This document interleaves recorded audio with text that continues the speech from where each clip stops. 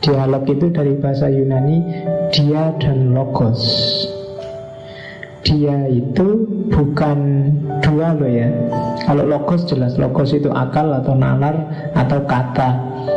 Dia itu across kalau bahasa Inggrisnya. Apa? Melintas, menuju. Nah, makanya bahasa Indonesia dia itu kan untuk bukan kamu tapi orang yang di luar. Jadi dia.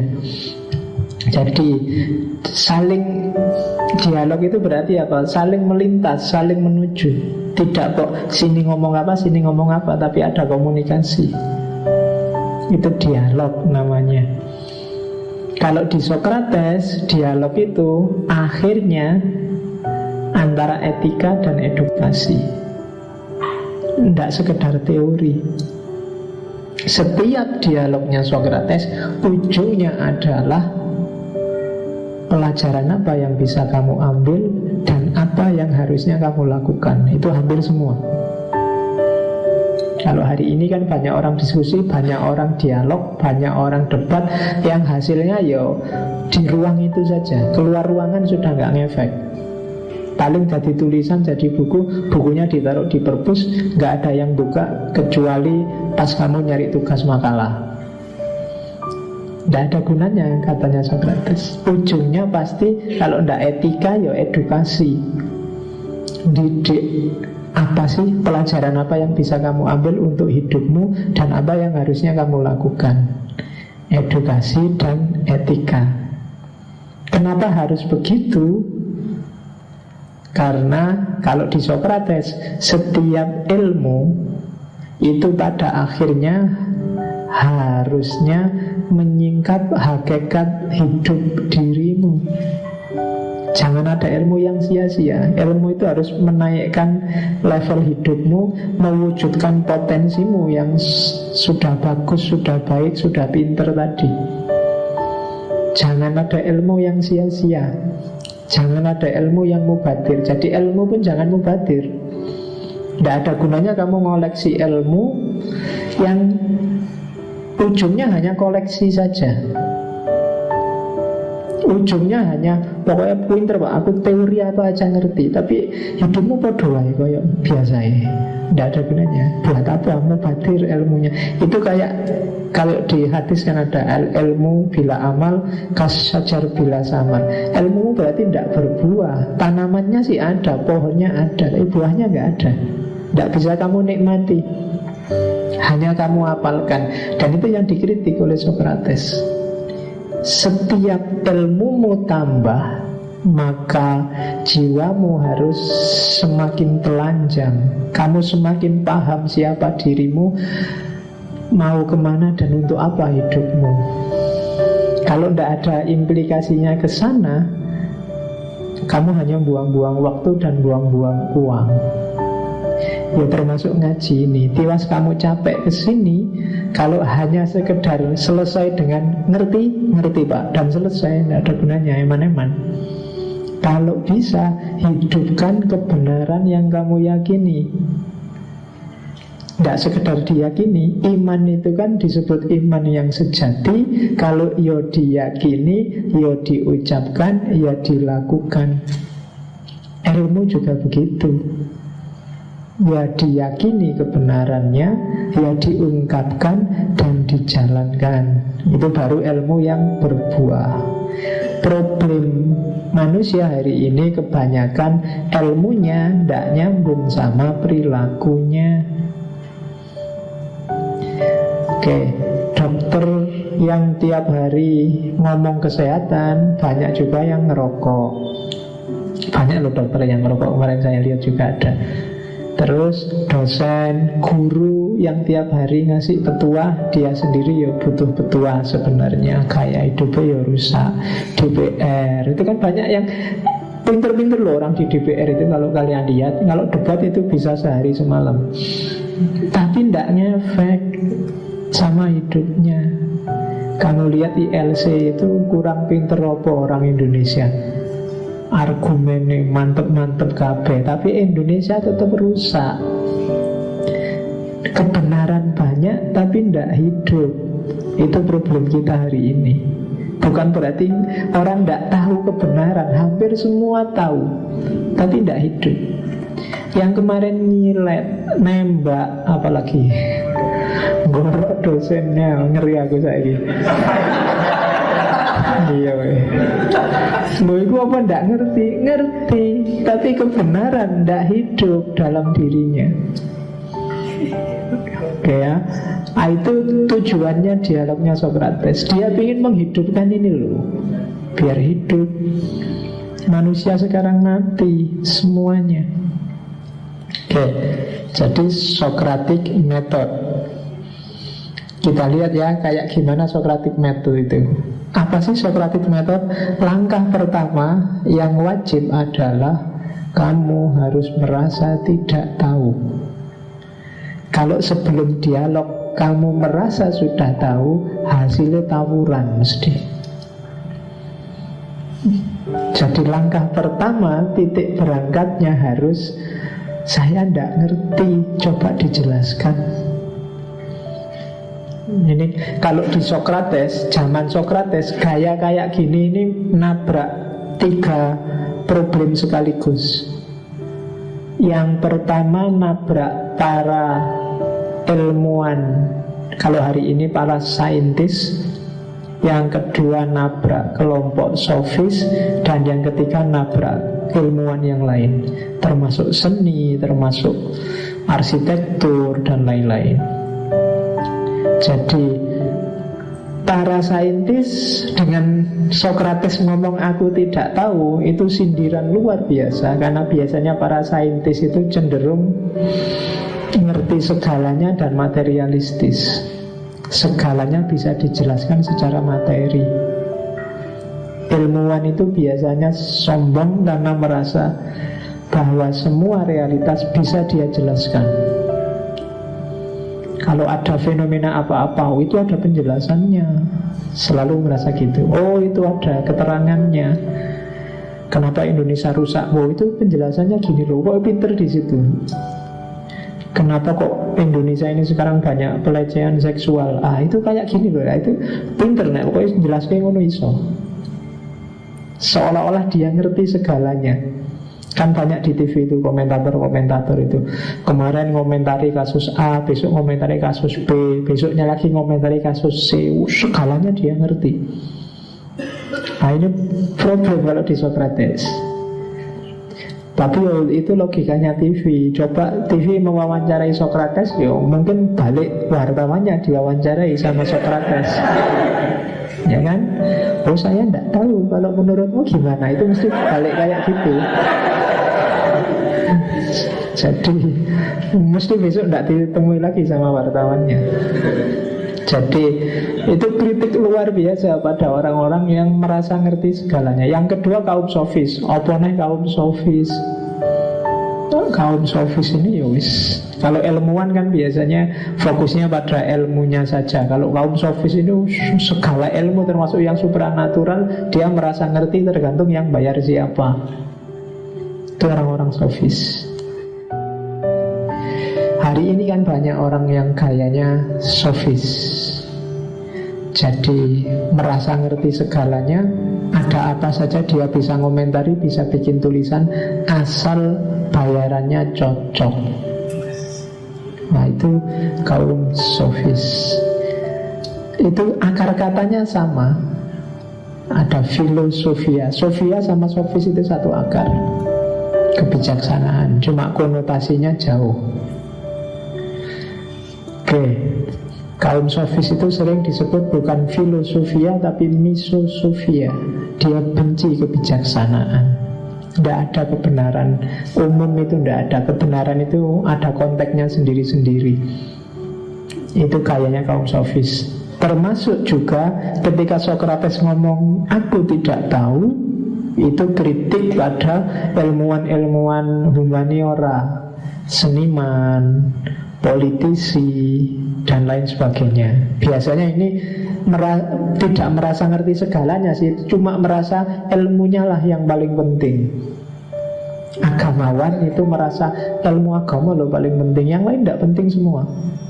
Seniman juga begitu. Oh, sastra itu paling sip, ilmu paling puncak. Sama nanti mungkin lagu musik juga merasa musik loh yang paling puncak. Antropologi merasa yo ilmunya manusia yang sejati itu ya antropologi. Psikologi merasa wah ilmu paling dalam itu psikologi. Intinya hidup. Kabeh merasa penting, merasa tinggi. Dan itu disindir oleh Socrates. Aku kok gak ngerti apa-apa ya. Semua orang kok pinter kabeh semuanya. Cuma hanya aku yang gak ngerti apa-apa. Dan itu oleh ulamanya Delphi yang perempuannya dibilang Athena ini yang paling bijaksana hanya Socrates. Kenapa? Karena hanya dialah yang sadar bahwa sebenarnya dia tidak tahu apa-apa. Nah, jadi langkah pertama tidak tahu. Sebelum memulai dialog, awalilah dari kalimat aku tidak ngerti apa-apa. Coba sampean jelaskan maksudnya itu apa dan seterusnya. Setelah itu langkah kedua, ironi. Ironi itu nyindir, membesarkan pikiran. Jadi kamu ngerti pikirannya temenmu itu ndak pas, keliru, salah, tapi dibesarkan dulu. Oh iya ya, penting sekali berarti pikiran sampean itu. Saya ndak pernah loh mikir sampai ke situ. Tapi itu sebenarnya ironi. Maksudnya kebalikannya. Apa pikiran kayak gitu aja kok. Itu namanya ironi. Socrates dikenal dengan gaya ironinya ini. Ya misalnya ada yang ngomong apa sih cinta itu? Cinta itu pokoknya siang malam selalu terbayang dirinya, segalanya untuk kepentingannya macam-macam. Itu baru iya ya, agung sekali kayak gitu itu. Jarang orang bisa kayak gitu. Tapi terus dia ngasih pertanyaan lanjutan setelah itu. Baru nanti belakangan orang sadar, wah ternyata tadi itu cuma ngetawain aku toh. Nah, itu namanya ironi. Jadi jangan kesusu disalah-salahkan, nanti orangnya down. Hari ini kan gitu, begitu koncomu pikirannya salah kan kamu langsung bodoh men toko iki mesti gitu. Ya kan, gini aja ndak bisa, gitu aja kan kamu mesti gitu. Ndak, kalau Socrates setelah merasa ndak tahu dia gayanya ironi. Ironi itu iya ya, kamu kok bisa pinter gitu, belajarnya di mana ya? Saya ndak pernah lo mikir kayak gitu. Itu, padahal di balik itu mau ngomong mikir kayak gitu aja sudah bangga. Baru ngerti dikit gitu aja sudah. Lo kayak adikmu itu loh kan, kamu misalnya punya adik balita, baru bisa ngomong dikit aja kamu walah pinter, padahal cuma bisa ngomong itu kan. Aslinya kan kamu ya pujian itu kan hanya untuk membesarkan dia biar dia tambah semangat mikir lagi. Kan kamu kalau adikmu baru bisa ngomong kan kamu gak bilang alah cuma satu kata aja, gak usah bangga. Nah itu besok adikmu gak mau ngomong lagi yang masih balita. Ngomong apa tuh gak penting. Kalau kamu gituin dia besok gak ngomong. Tapi kalau kamu puji, kamu besarkan, meskipun gayanya ironi, dia akan semangat mikir lagi. Itulah. Jadi setelah ngomong wah aku gak tahu, baru terus gaya kedua ironi ditampilkan. Ya biarkan dia merasa pede dulu dong. Jangan kesusu dijatuhkan. Kalau kesusu dijatuhkan tidak akan ada dialog, yang terjadi tawuran. Dianggap melecehkan kamu mesti. Jadi yang kedua, pura-pura tidak ngerti dulu. Pujilah dia, besarkan dia. Terus baru yang ketiga, teknik namanya elensus, konfutasi. Baru kamu sebutlah, misalnya ada yang tidak konsisten, ada yang tidak pas, ya kan? Ada yang keliru. Misalnya ada orang patah hati, terus kenapa sih kamu patah hati? Ya karena cintaku sejati dikhianati. Oh hebat sekali cintamu bisa sejati gitu. Apa sih cinta sejati itu loh? Cinta sejati itu kan hidup mati kita tidak penting, yang penting kebahagiaan pasangannya. Nah pasanganmu sekarang sama pasangan lain kan sudah bahagia. Lah kok kamu sedih? Itu namanya inkonsistensi. Katanya kebahagiaan pasanganmu juga kebahagiaanmu. Lah sekarang kamu kok stres? Harusnya kan kamu ikut bahagia, pasanganmu dapat pacar baru yang lebih bagus dari kamu. Nah, ini namanya nyari inkonsistensi. Mungkin ada argumen yang tidak pas, ada yang kurang, ada yang keliru. Kamu tanyain, tapi jangan diruntuhkan semua. Ditanya sisi-sisi lemahnya. Nanti dia akan nyari jawaban sendiri. Tidak harus kamu yang benar itu gini loh, tidak. Akalnya biarkan kerja. Oh, kalau gitu apa sih cinta itu? Cinta yang sejati itu apa? Itu yang keliru definisimu cinta, apa perasaanmu, caramu mengekspresikan, caramu menghayati. Nah, itu namanya elensus, konfutasi. Bantahlah variabel-variabel pikirannya yang tidak pas, sampai dia mikir sendiri, terpaksa iya ya, yang benar apa ya. Nanti di salah satu bukunya, misalnya di Paido, ada kisah gimana Socrates debat tentang keberanian. Jadi ada seorang militer baru pulang, ditanya, mas, menurut sampean keberanian itu apa?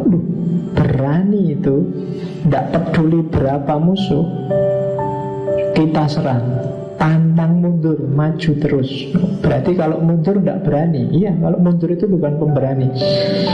Terus Socrates ngasih contoh. Tapi dulu ada kasus orang-orang Sparta perang sama orang-orang Athena, perang sama orang-orang Persia. Di pukulan pertama dia mundur karena kalah jumlah. Apakah itu disebut bukan pemberani? Karena setelah dia mundur, ngatur strategi, terus nyerang lagi dan menang. Tapi karena dia sempat mundur, berarti berdasarkan definisimu tadi, dia termasuk pengecut, bukan pemberani. Enggak gitu. Berarti pemberani itu maksudnya, itu orang jadi mikir. Itu gayanya Socrates. Jadi memposisikan perdebatan sesuai dengan konteksnya, ditanyain satu-satu yang lemah. Itu namanya langkah ketiga, konfutasi, elensus. Setelah dibantah, orang diajak mikir. Pada akhirnya langkah keempat, ini yang paling terkenal, namanya maiotika. Maiotika itu kebidanan. Jadi Socrates ini ibunya seorang bidan. Nah, teknik kebidanan itu seperti saya bilang tadi, setiap orang itu punya potensi kebenaran untuk memahami dan menangkap kebenaran sendiri. Tidak harus kamu suapin. Nah, tugasnya Socrates ya, itu kayak tugasnya bidan. Yang hamil kan bukan bidannya, tapi pasiennya. Dia cuma bantu agar persalinannya lancar. Jadi Socrates cuma bantu agar orang bisa melahirkan kebenaran melalui pikirannya sendiri. Jadi tidak menggurui. Waktu itu kesimpulanmu sendiri kok. Aku kan cuma nuntun. Bidan itu kan cuma nuntun. Ayo ambil nafas, tarik nafas. Ini cuma nuntun. Yang melahirkan pasiennya, bukan bidannya. Kecuali bidannya juga hamil. Ya kan? Jadi maiotika itu setelah menunjukkan titik-titik lemah, sekarang yang diajak ngobrol tadi dituntun. Dah, berarti cinta itu apa? Berarti cinta itu rasa yang dalam, tanpa pamrih. Kemudian yang diperhatikan bukan yang mencintai, tapi yang, dan seterusnya. Nanti kalau masih ada yang lemahnya, dikonfutasi lagi, dibantah lagi, apa ya begitu. Terus sampai orang yakin ketemu kebenaran final. Dan mungkin gak harus ketemu. Seandainya gak lahir pun, paling gak lahir satu sikap bahwa ternyata selama ini aku tidak tahu, masih bingung, masih tidak jelas. Oh, itu bagi saya ini teknik ini penting, karena sekarang ribuan, mungkin jutaan isu berseliweran di sekeliling kita.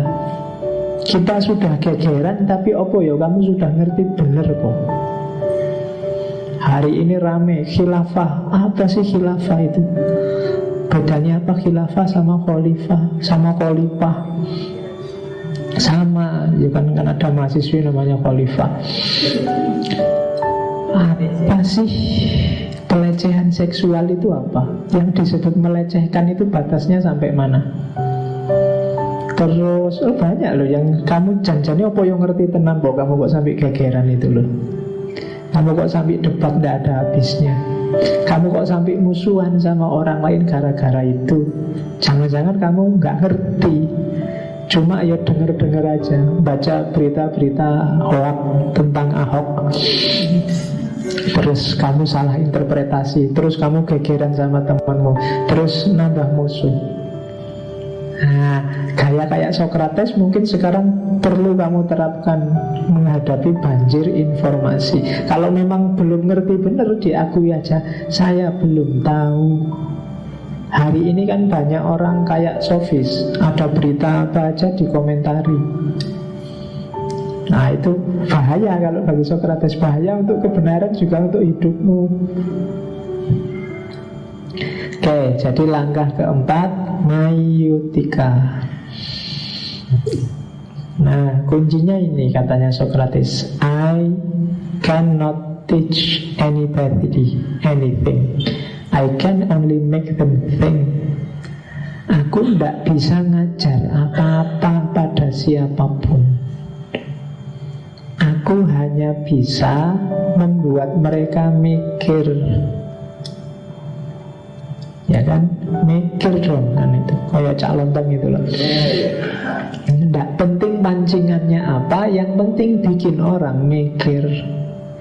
Dan yang dilakukan Socrates dengan metode Socratic metodenya adalah menggiring orang supaya mikir. Karena banyak orang hari ini males mikir. Dia sukanya yang instan-instan. Jadi nggak cuma makanan. Orang itu suka instan. Hari ini pikiran pun orang suka instan. Kamu nyomot idenya siapa, gagasannya siapa, terus kamu pakai jadi idemu dan gagasanmu tanpa dipikir lebih jauh. Dan itu masalah pasti. Karena apa ya itu cocok sama hidupmu. Jadi mikirlah.